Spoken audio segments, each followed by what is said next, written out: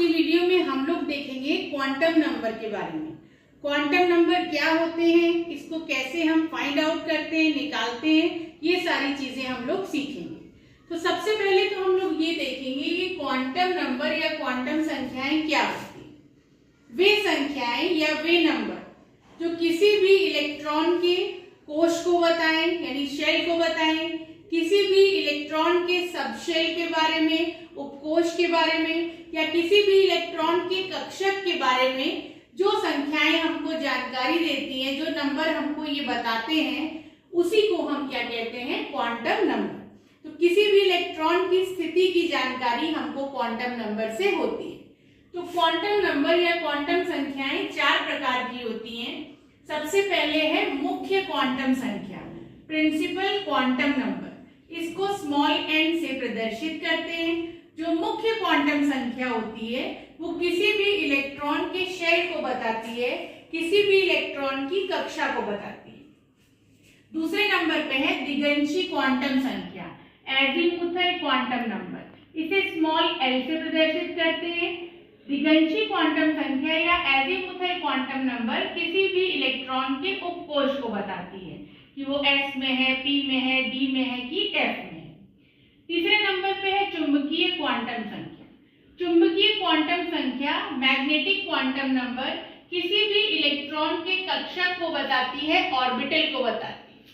और चौथे नंबर पे है स्पिन क्वांटम संख्या या चक्रण क्वांटम संख्या।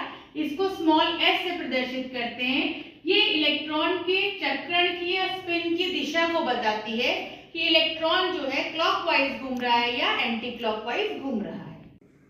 नाइट्रोजन के 7वें इलेक्ट्रॉन के लिए चारों क्वांटम संख्याएं याद करो। तो इसमें हमको 7वें इलेक्ट्रॉन के लिए क्वांटम नंबर निकालना है। तो सबसे पहले जो भी संख्या आपको दी हो उसके अनुसार हम लोग इलेक्ट्रॉनिक विन्यास लिखते हैं। यानी 7 के लिए 1s2, 2s2 और 2p3। अब ये 2 हो गया, 2 2 4 और 5वां 6वां 7वां 2p है। तो सबसे पहले हम लोग निकालेंगे मुख्य क्वांटम संख्या, जिसको कि स्मॉल n से प्रदर्शित करते हैं। तो ये जो आगे वाला नंबर है ये मुख्य क्वांटम संख्या है। आगे वाला नंबर जो ये 2 लिखा हुआ है ये इलेक्ट्रॉन के कोश को प्रदर्शित करता है कि 7वां इलेक्ट्रॉन दूसरी कक्षा में। तो जो कक्षा का नंबर है बाहरी, वही हमारी मुख्य क्वांटम संख्या है। इसके बाद हम निकालेंगे दिगंशी क्वांटम संख्या, जिसको कि स्मॉल l से प्रदर्शित करते हैं। l का मान निश्चित होता है। अगर हमारा इलेक्ट्रॉन s में है तो हम l बराबर 0 लिखते हैं। अगर हमारा इलेक्ट्रॉन p में है तो हम l बराबर 1 लिखते हैं। अगर हमारा इलेक्ट्रॉन d में है तो हम l बराबर 2 लिखते हैं। और अगर हमारा इलेक्ट्रॉन f में है तो हम l बराबर जो है 3 लिखते हैं। तो हमारा इलेक्ट्रॉन p में, p की वजह से l = हम क्या लिखेंगे, 1 लिखेंगे। इसके बाद हम निकालते हैं चुंबकीय क्वांटम संख्या, मैग्नेटिक क्वांटम नंबर। अब आप देखिए इलेक्ट्रॉन p में है तो p में मैक्सिमम 6 इलेक्ट्रॉन भरते हैं।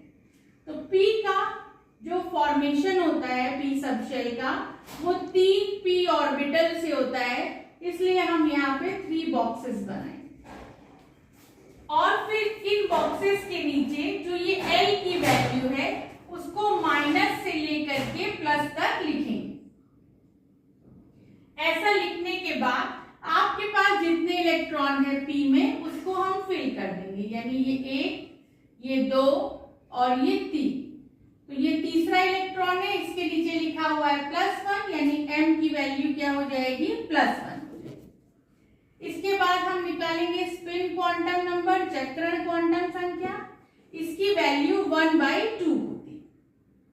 अगर हमारा एरो ऊपर की तरफ है तब इस वैल्यू में हम प्लस लगाते हैं, और यही अगर हमारा एरो नीचे की तरफ होता तो इस वैल्यू में हम लोग माइनस लगाते। अब दूसरा क्वेश्चन सॉल्व करते हैं।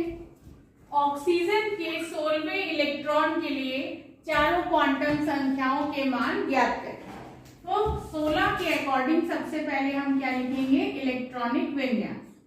1s2, 2s2, 2p6, 3s2 और 3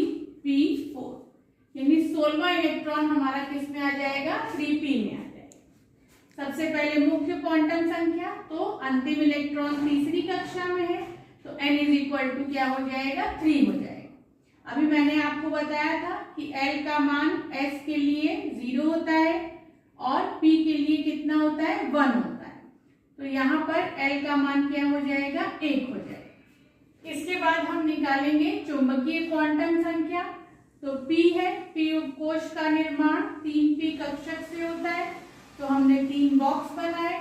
ये जो L की वैल्यू है उसको हमने माइनस से लेकर के प्लस तक लिखा। अब हमारे पास कितने इलेक्ट्रॉन है, 4, 1 2 3 और ये है चौथा। चौथे के नीचे क्या लिखा हुआ है, -1, यानी m की वैल्यू कितनी हो गई है, -1। फिर हम निकालेंगे चक्रण क्वांटम संख्या, स्पिन क्वांटम नंबर। अब ये हमारा एरो नीचे वाला है तो वैल्यू हो जाएगी -1/2। इस तरीके से हम लोग क्वांटम संख्या को आसानी से जो है निकाल सकते हैं।